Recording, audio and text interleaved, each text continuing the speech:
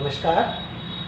संविधान दिवस, constitution day, जिसको हम पूरे भारतवर्ष में नेशनल लॉ डे के नाम से भी जानते हैं, इसको बड़ी धूमधाम से मनाते हैं। आज़ादी के तुरंत बाद देश में सबसे बड़ी जो जिम्मेदारी थी उस समय की सरकार की, एक बड़ी जिम्मेदारी संविधान बनाने की थी।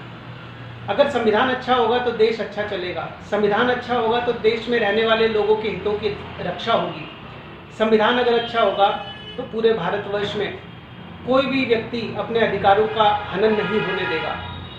उस समय पर यह जिम्मेदारी हमारे भारत रत्न साहब अम्बेडकर जी को दी गई।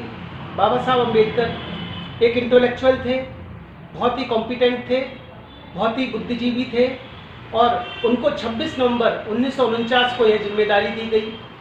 वो इस कमेटी के चेयरमैन बने। इस कमेटी में अन्य 6 सदस्य और जोड़े गए, जिन्होंने मिलकर इस संविधान को बनाया। संविधान की रचना बहुत अच्छी थी। संविधान को बनाने में करीब 2 वर्ष 11 महीने और 18 दिन का समय भी लगा। पूर्णतः यह संविधान 26 जनवरी 1950 को लागू कर दिया गया। देश की आज़ादी के बाद एक सबसे बड़ी जो जिम्मेदारी थी वो यह भी थी कि देश अलग अलग रियासतों में बटा हुआ था। यह देश विभिन्न रियासतों में बटा होने के कारण हर कोई एक अलग अलग रीति और नीति से इस देश को और अपने रजवाड़ों को चला रहा था। उस समय के गृह मंत्री श्री वल्लभ भाई पटेल जी ने करीब 565 रियासतों को जोड़ने का काम किया। 565 रियासतों को जोड़ा। एक जैसे मोतियों को माला में पिरोते हैं, उसी तरीके से उन रजवाड़ों को जोड़ने का काम किया और एक देश में एक संविधान बनाया। उस संविधान के साथ ही साथ सभी ने इसको माना।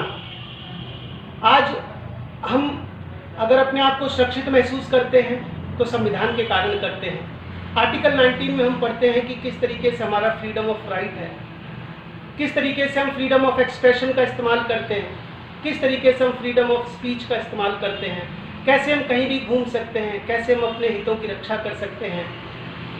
हमें संविधान बहुत कुछ सिखाता है।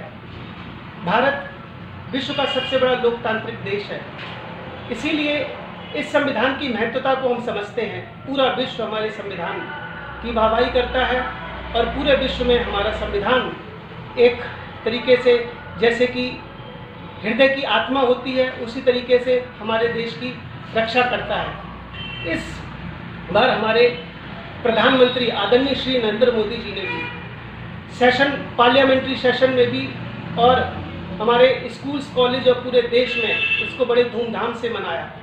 हमारे प्रधानमंत्री श्री नरेंद्र मोदी जी ने इस बार अपने पीठासीन अधिकारियों को दिशा निर्देश दिए।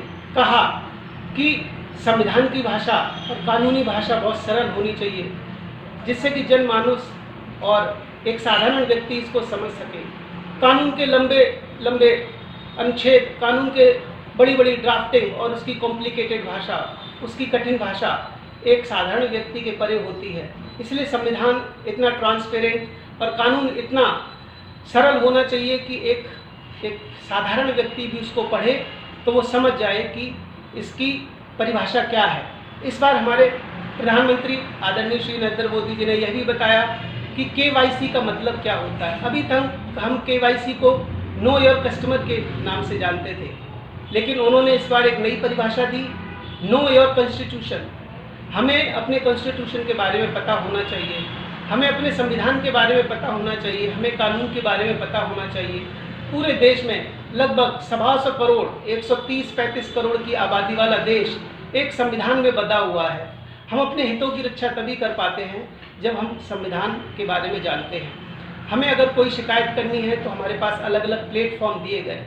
हम अपनी कंप्लेंट पुलिस को भी दे सकते हैं। हमारे यहाँ पर अलग अलग प्लेटफॉर्म दिए गए, विधायिका, कार्यपालिका और न्यायपालिका, जिसको हम पार्लियामेंट्री, एग्जीक्यूटिव और जुडिशरी भी कहते हैं। इस तरीके का ढांचा पूरे विश्व भर में नहीं है। हमारे यहाँ पर एमनेस्टी सिस्टम भी है। अगर किसी ने बहुत बड़ा गलती से कोई गुनाह भी कर दिया तो उसे एक मौका मिलता है क्षमा याचना मांगने का।